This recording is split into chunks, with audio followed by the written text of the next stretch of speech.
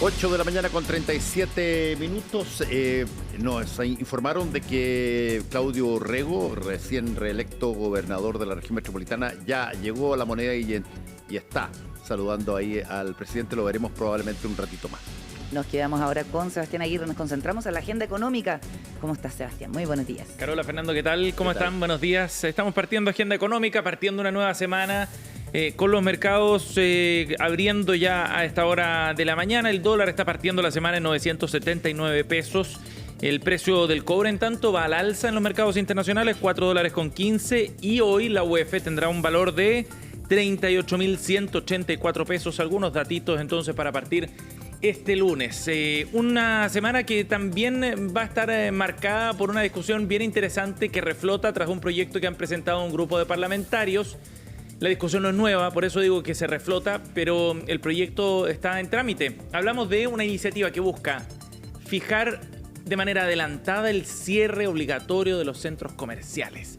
Este proyecto de ley fue presentado por los diputados Camila Musante, Luis Cuello y el diputado Santana, además del diputado también Andrés Giordano, y plantea este horario diferenciado para los centros comerciales, que lo que busca, por cierto, es generar mejores condiciones de trabajo, dicen los parlamentarios, para quienes se desempeñan precisamente en estas funciones en el retail. Y esto evidentemente que genera toda una tensión porque acá hay intereses contrapuestos en este proyecto.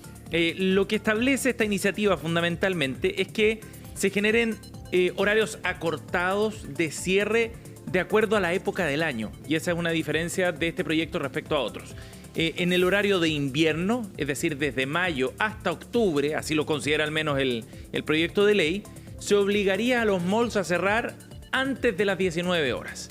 En el horario de verano, entre noviembre y abril, el cierre estaría fijado a las 20 horas para este tipo de establecimientos. Eso es lo que determina este proyecto, que además considera que los domingos y festivos se debería cerrar a las 17 horas en invierno, bien temprano, son cerca de 3 horas antes de lo que cierra regularmente hoy día el comercio, y a las 18 horas en el verano. O sea, estamos hablando de un proyecto que modifica de manera bien relevante el funcionamiento de estos establecimientos y que tiene por objetivo, como decíamos, mejorar sobre todo las condiciones de trabajo de quienes se desempeñan allí.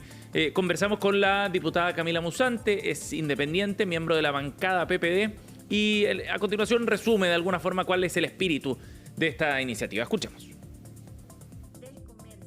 No es que vayan a trabajar menos cantidad de horas, sino que su horario de salida se adelanta, sobre todo considerando si nos encontramos en los meses de verano o en la temporada de invierno, donde muchas veces salen a oscuras y esto también los expone en términos de inseguridad. Es un proyecto que piensa en conciliar la vida laboral con la familiar, que puedan llegar a tiempo a sus casas, sobre todo en grandes urbes como la región metropolitana, donde trasladarse en el transporte público de un extremo a otro puede tardar incluso horas. Esperemos que sea un proyecto, hasta ahora va muy dialogante, tener también una opinión del retail, que van a ser también quienes van a dar una postura respecto de esta propuesta.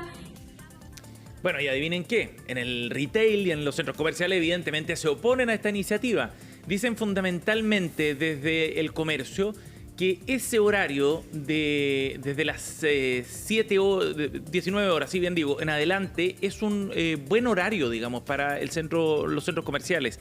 Un estudio de la Cámara Nacional de Comercio, por ejemplo, hizo una consulta. ¿Cuál es el horario habitual de visita? Le preguntaba a la gente a un centro comercial en la semana, de lunes a jueves, por ejemplo. Bueno, de ese total de encuestados, el 38% decía que iba principalmente en la tarde-noche, o sea, entre las 18 y las 21 horas. Es que es bastante elemental, que es la hora en que se sale del trabajo. Exacto. Es el horario en que la gente puede ir porque de otra forma no está trabajando, claro, y tendría que escaparse del trabajo para ir a hacer alguna compra si es que lo necesita a los centros comerciales. De hecho, en el subgrupo de las personas que trabajan, el 45% dice que va en este horario de las 18 a las 21 horas. Y ese es un argumento bien fuerte entonces para oponerse a este proyecto, que hay mucho flujo de personas y que al final habría un perjuicio para los propios consumidores, pero también para los vendedores, dicen en el gremio del comercio, ¿Por qué? Porque trabajan a comisión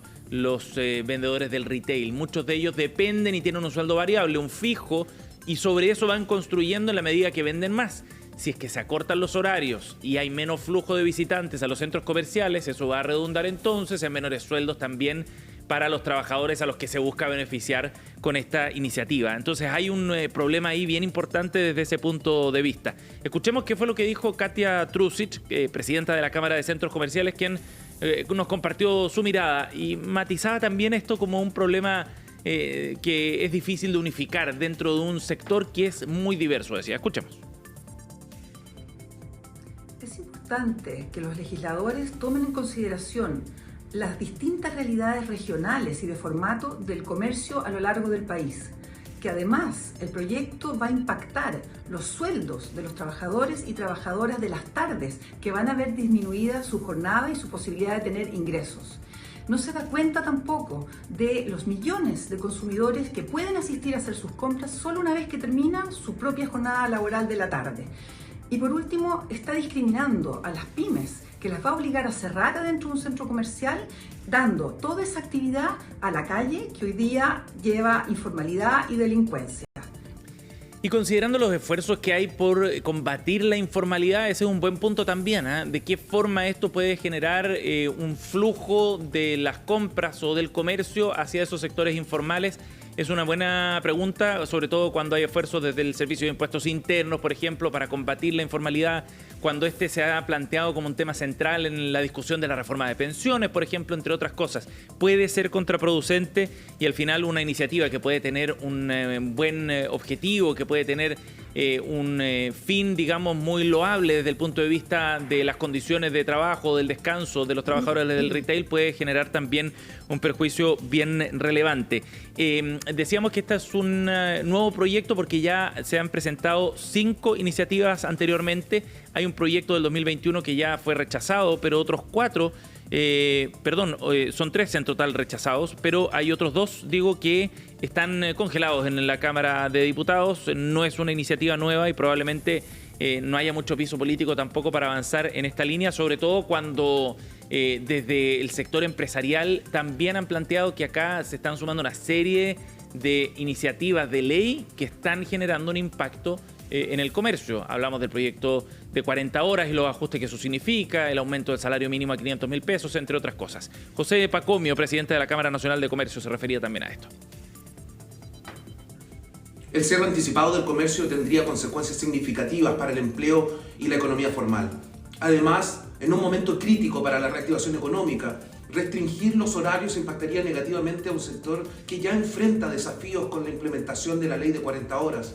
Esto no solo frenaría el crecimiento del empleo formal, sino que también incentivaría al comercio informal, un segmento que opera sin regulaciones y pone en riesgo tanto a trabajadores como a consumidores.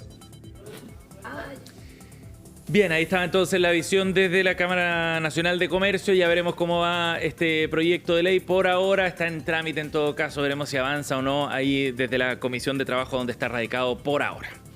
Bien, 8:45. Vamos a ir a otro tema con una iniciativa bien interesante, una herramienta más bien que está a disposición desde hace algún tiempo, que busca entregar más información respecto a cómo se está moviendo el mercado laboral en nuestro país. Este es una tecnología que permite calcular sueldos en línea y hacer una serie de comparaciones entre industrias sobre la base de grandes bases de datos que permiten generar referencias. ¿Cuánto es lo que debe ganar o puede ganar un trabajador determinado dependiendo de su sector? ¿Cómo está un sueldo en comparación a otras industrias y sectores que compiten con este? Es parte de lo que trata de responder esta herramienta desarrollada por la empresa tecnológica Codify. Vamos a conversar de esta iniciativa con Graciela Trencado, cofundadora y CEO de Codify, que nos acompaña hasta ahora. Bienvenida, Graciela. Hola, buenos días. Gracias por conversar con nosotros. Esta herramienta tiene como nombre el Benchmark Salarial en Línea. Cuéntanos, Graciela, ¿en qué consiste esta herramienta y de dónde sale la idea también de generar este instrumento?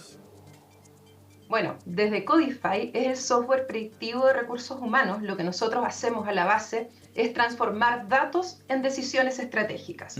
Y nuestro nuevo producto, que es el Benchmark Salarial en Línea, lo que permite, como bien tú decías en la introducción, es poder comparar los sueldos, las compensaciones, los fijos, los variables de las empresas, de las organizaciones, con el mercado, ya sea general de Chile o con algún segmento en particular por rubro, dotaciones, facturación, etcétera, pero sobre todo en línea, en tiempo real, que es como debemos tomar las decisiones hoy en día. Claro que sí. O sea, esto es una herramienta bien útil, me imagino, para las empresas, para transformarse en empresas o lugares de trabajo más competitivos también, ¿no? Más atractivos, por ejemplo, para los trabajadores.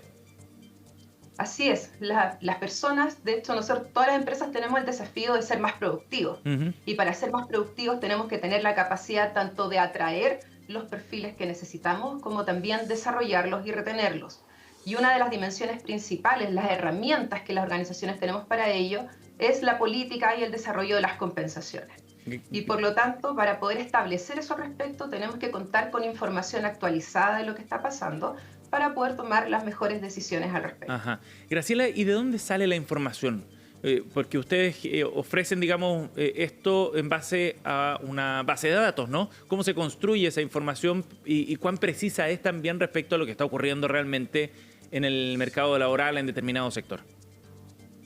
Sí, efectivamente esto se basa de una base de datos, como bien tú dices, que es dinámica, que se está actualizando en línea día a día, que se conforma con todas las empresas que ya son parte del ecosistema de Codify. Ajá. Hoy en día ya son más de 100 empresas de distintos rubros, distintos tamaños, que están alimentando permanentemente con lo que está pasando hoy en día en tiempo real en sus organizaciones.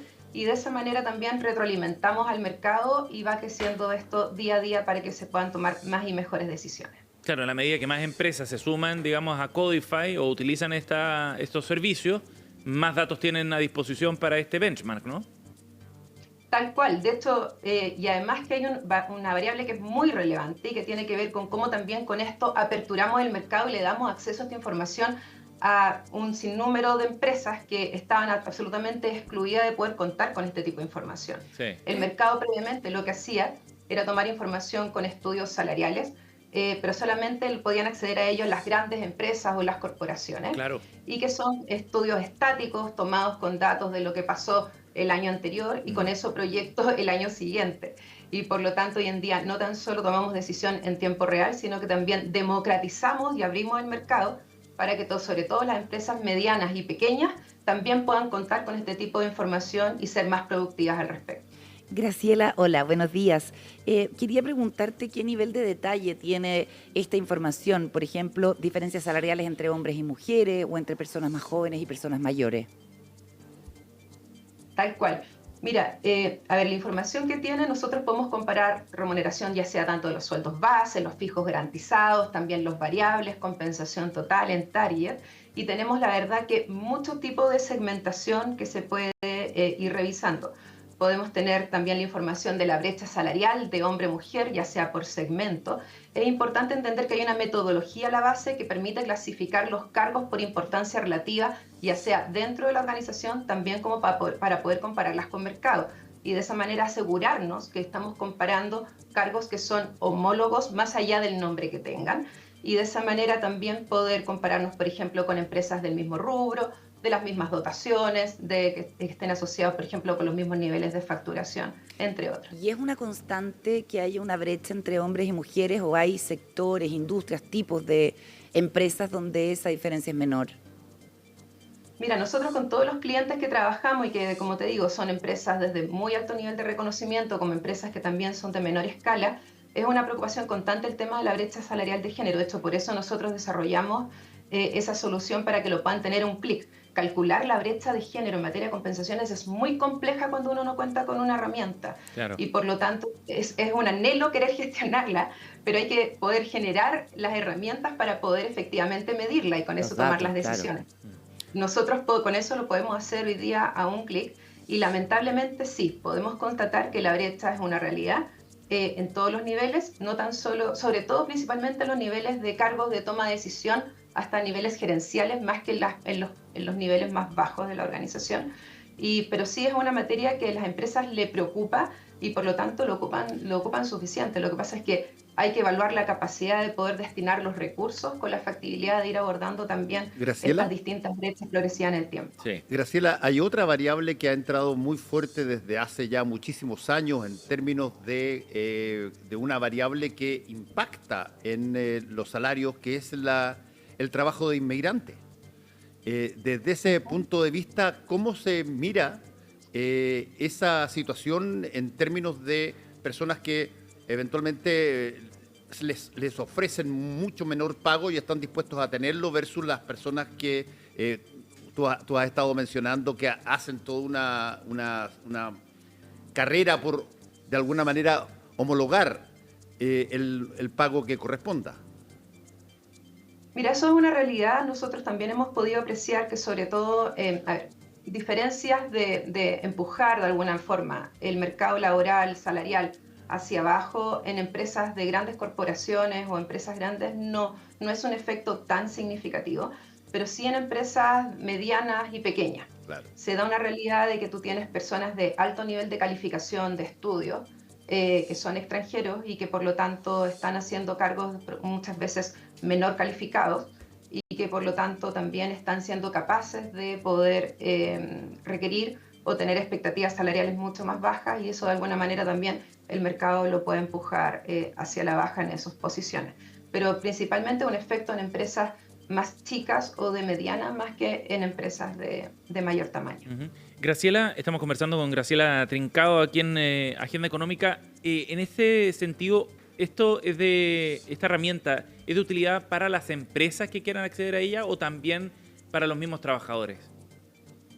Mira, hoy en día la solución que tenemos y que hemos lanzado al mercado está disponible para las empresas para que puedan medirse no tan solo con el mercado, sino que también una variable muy relevante que tiene que ver con la equidad interna. Ajá. También la propia empresa es un mercado en sí mismo y tenemos que asegurar también no tan solo lograr el equilibrio, ser competitivos con el mercado donde participamos, sino que también lograr ser equitativos dentro de la misma empresa en los cargos que tienen y comparten el mismo nivel de importancia relativa. Y desde ahí las personas se ven también los trabajadores beneficiados porque, por ejemplo, a través de la plataforma, tú puedes saber, por ejemplo, el riesgo de partida de una persona, puedes predecir, Codify una herramienta predictiva, claro, y también genera recomendaciones expertas, cuáles son ajustes prioritarios, ¿no? Claro, porque y por lo puede tanto haber... va visibilizando información que muchas veces queda oculta. Sí, ese riesgo de partida es interesante porque pueden haber ciertos roles o cargos o talentos que son mucho más demandados por el mercado laboral, por ejemplo. Tal cual, y tú puedes filtrar, por ejemplo, en el benchmark salarial en línea, por ejemplo, hace un año atrás con la pandemia, encontrar personas de formación y de profesión de tecnologías de la información fue muy difícil porque fue altamente demandado y eso hizo una presión a disparar las remuneraciones de manera relevante.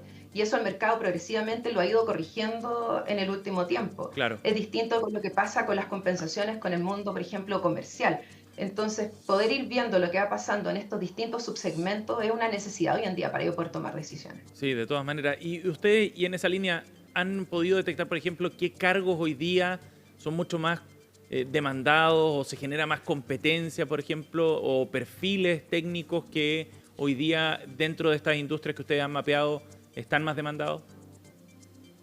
Mira, súper importante, bien entretenida esa pregunta, porque efectivamente sí, nosotros hemos podido identificar, de hecho, cada vez que aplicamos la metodología en una organización, lo que hacemos es codificar cada puesto de trabajo, de ahí surge nuestro nombre, y al codificar, por lo tanto, sabemos exactamente qué es lo que se necesita de un puesto de trabajo en una organización, claro, y también cuál es su nivel de criticidad. Y desde ahí las posiciones, por ejemplo, hoy en día hay todos los temas que están asociados en el mundo de tecnología que estábamos hablando con ciberseguridad, por ejemplo, son puestos que son altamente demandados, todo lo que tiene que ver con protección de datos, etcétera, y que todavía hay harta escasez en el mercado y por lo tanto es importante cuidar y retener a las personas que están desarrollando esas funciones, como también ir viendo cómo se va abriendo más el mercado, por ejemplo, en ese tipo de posiciones. Claro que sí. Bien, Graciela Trincao, cofundadora y CEO de Codify, ha estado con nosotros a esta hora aquí en Agenda Económica. Graciela, gracias por conversar con nosotros. Buenos días, Graciela. Muchas gracias. Que tengan un excelente día. Chao. 8:56. Vamos a ir a otro tema. Vienen novedades en la dirección de la CPC, que es el gran gremio del empresariado a nivel nacional. Y esto fue ratificado ya en las últimas horas. La CPC finalmente va a ser liderada por Susana Jiménez en el periodo 2025-2026. Se llega a un acuerdo, en el fondo no va a haber listas que compitan, exacto, sino que todos la van a apoyar. ¿Se va a convertir Susana Jiménez en la primera mujer en presidir la CPC? Así es, la primera Nuestros mujer, aplausos y reconocimiento. Marca un hito bien relevante para el gremio empresarial a nivel nacional.